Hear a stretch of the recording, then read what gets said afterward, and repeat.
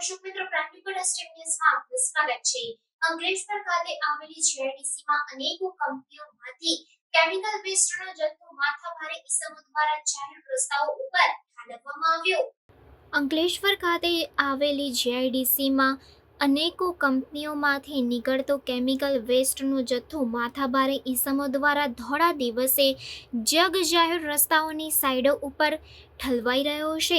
જો કે આ કેમિકલ વેસ્ટના નિકાલની વ્યવસ્થા જીઆઈડીસી દ્વારા કરવામાં આવેલી હોવા છતાં પણ જાહેર રસ્તાઓ ઉપર માથાભારે ઇસમો ટ્રેક્ટર દ્વારા ઠલવાતો જોવા મળી રહ્યો છે। આ કેમિકલ વેસ્ટથી રસ્તે પસાર થતા રાહદારીઓ અને કામદારોને કદાચ આ કેમિકલ વેસ્ટના ભોગે સ્વાસ્થ્યને હાનિ પહોંચે તો નવાઈ નહીં, જેથી અંકલેશ્વર જીઆઈડીસીનું વહીવટી તંત્ર વહેલી તકે પગલાં ભરશે તેવું આમ પ્રજાની માંગ છે।